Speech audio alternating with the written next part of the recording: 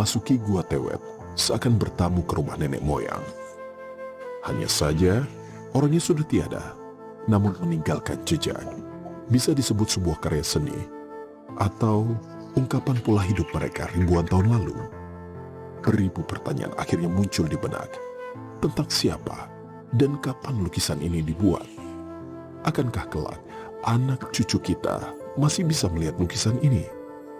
Validasi usia lukisan sedang dilakukan. Jika saja usia lukisan di Gua Tewet ini yang paling tua di dunia, alur prasejarah mungkin bisa berubah.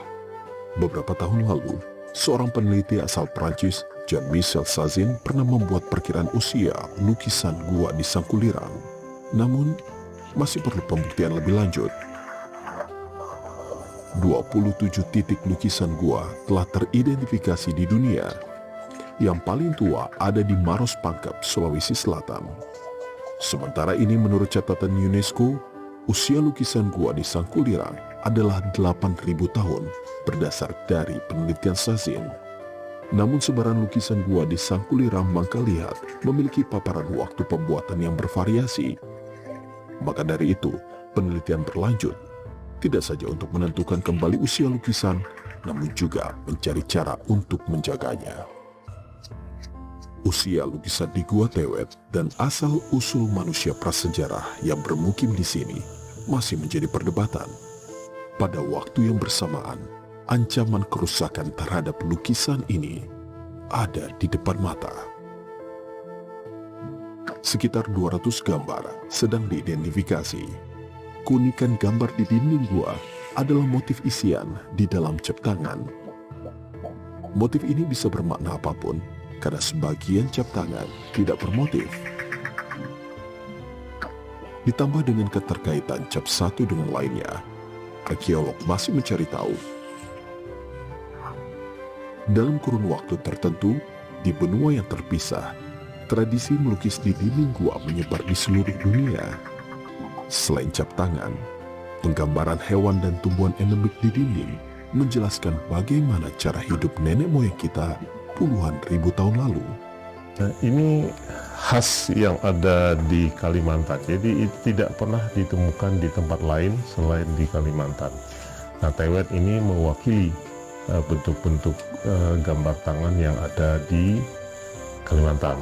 Nah, saya sudah mengidentifikasi di sini paling tidak ada 10 variasi dari tangan, dan ada garis-garis atau hiasan di dalam tangan itu sendiri. Biasanya yang kita temukan di Sulawesi, di Papua, bahkan di seluruh dunia itu tidak ada gambar. Jadi gambar telapak tangan saja biasa, seperti gambar tangan biasa.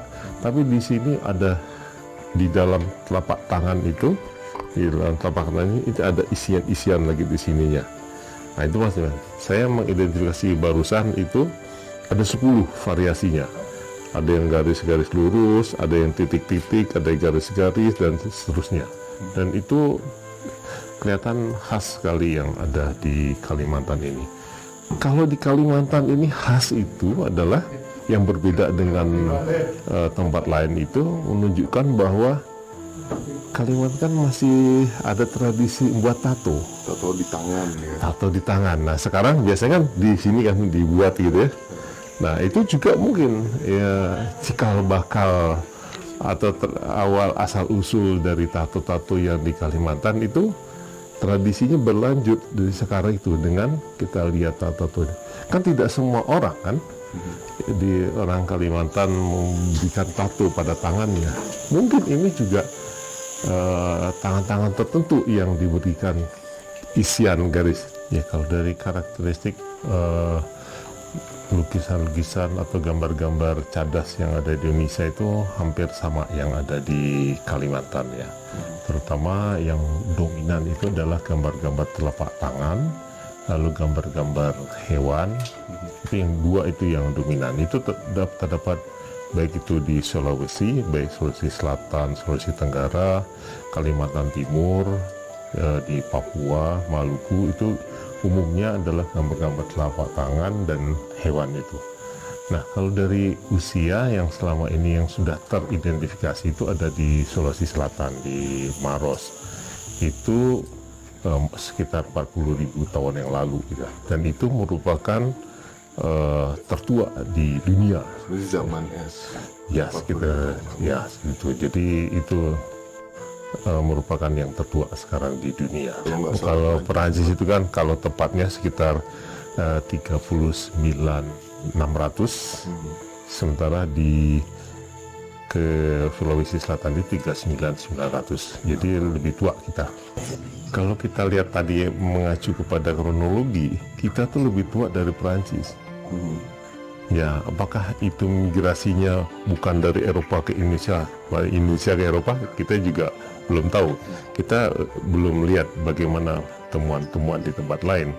Tapi kalau dari alur migrasinya sudah kelihatan bahwa dari Kalimantan ini terus nanti ke daerah timur, Sulawesi Selatan, ke Papua, Maluku, Papua, dan baru Papua Nugini.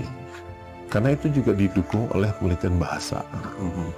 Nah, ada peneliti dari Belanda dan Jerman itu meliti, di samping itu bahasa juga menentukan suku-suku bangsa yang ada di Kalimantan Timur, lalu ada yang di suku bangsa Bugis Makassar, dan juga yang ada di Papua Nugini, ada kosakata yang mirip, yang bisa diidentikan ini kata-kata yang mungkin alur nenek moyang yang sama. Di samping memang bentuk-bentuk gambar yang tuanya juga ada. Nah,